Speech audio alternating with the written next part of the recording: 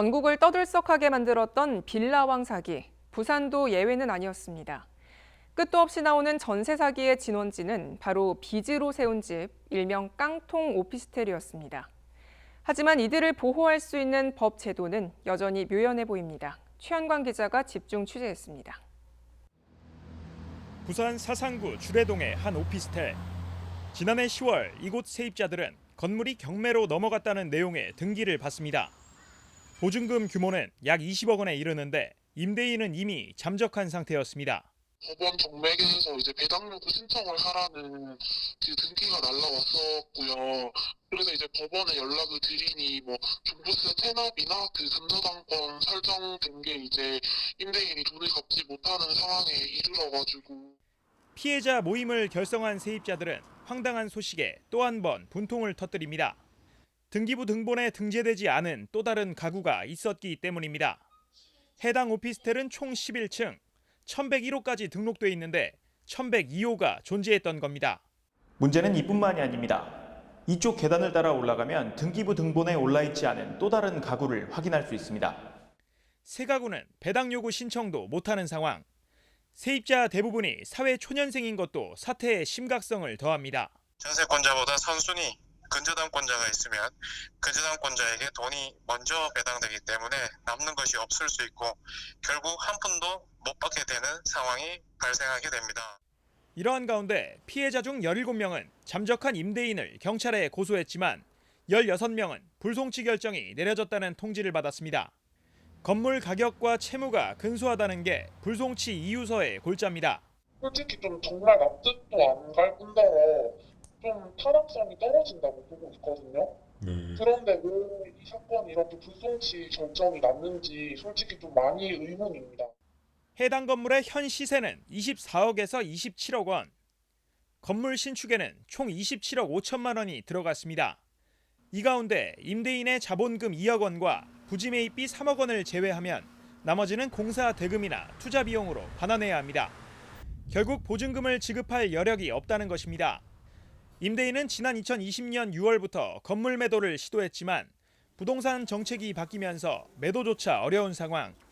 이번 달에 결혼을 예정했던 한 피해자는 보증금을 돌려받지 못해 결혼을 아예 미뤘습니다. 금리마저 올라버려 매달 상환하고 있던 전세대출 이자도 2배 가까이 올랐습니다. 돈을 못 돌려받다 보니까 이자도 더 많이 낼 수밖에 없고 사실상 그러면 이자에 대한 부담을 고스란히 이제 세입자가 다 떠안아야 되다 보니까 굉장히 지금 막막한 상태인 거죠. 반면 임대인인 이모 씨의 상황은 어떨까? 배우자에게 재산 분할 명목으로 3차례 부동산 명의를 이전했는데 그 시기가 다소 미심쩍습니다. 오피스텔이 준공된 건 지난 2019년 말로 이 씨는 이듬해 9월 영도구의 한 아파트를 매입했고 2022년 10월 이혼 시 재산 분할을 명목으로 배우자에게 명의를 넘겼습니다. 비슷한 수법으로 2020년 3월에 매입한 중앙동의 한 상가도 2022년 8월 명의를 바꿨습니다.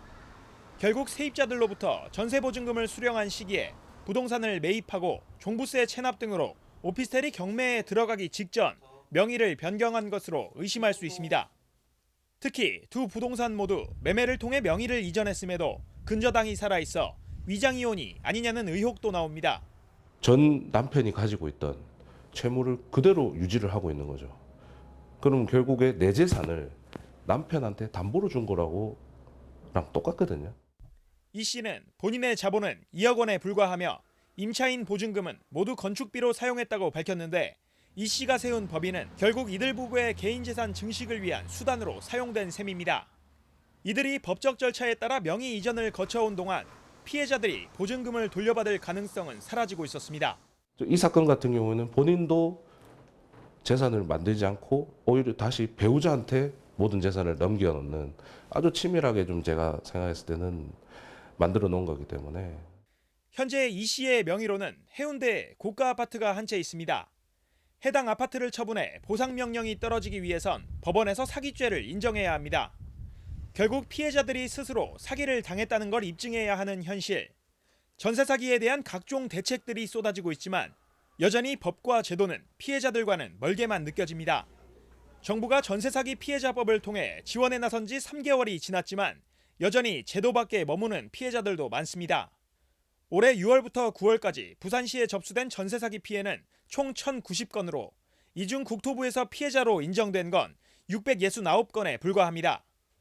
같은 오피스텔 라인이지만 피해자로 인정받지 못하는 이유는 계약 체결 시점에 따라 변동성이 있기 때문입니다. 임대인의 자력 유무는 전세 계약 체결 시점마다 다를 수 있기 때문에 임차인별로 사기죄 성립 여부가 달라질 수 있습니다. 피해자마다 각자의 상황이 다른지라 정부에서 마련한 전세 사기 특별법 적용 여부를 명확하게 알기조차 어렵습니다. 실제로 지난해 말부터 전세 사기 피해자들 중 대부분은 이렇다 할 지원을 한 푼도 받지 못했습니다.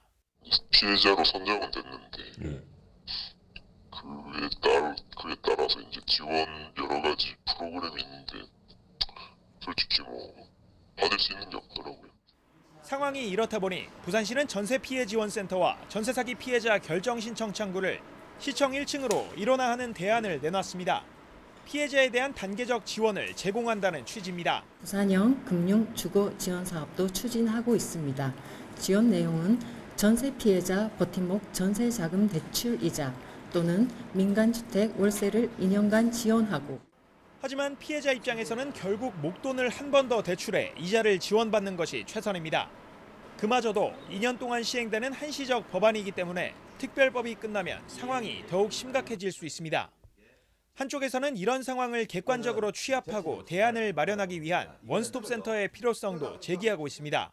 전세 사기 피해자 금융 지원이라든지 아니면은 보증금, 보증보험 가입이라든지 여러 가지 제도적 장비를 만들어서 청년이 원하는 그리고 청년이 필요로 하는 부분에 있어서 원스톱으로 연계를 할 수 있는 그런 창구가 필요하다고 생각합니다. 사회로 첫 발을 내디딘 청년들. 전세 사기로 흔들린 이들을 범위가 모호하거나 한시적인 지원으로 두 번 울려서는 안 되겠습니다. HCN 뉴스 최현강입니다.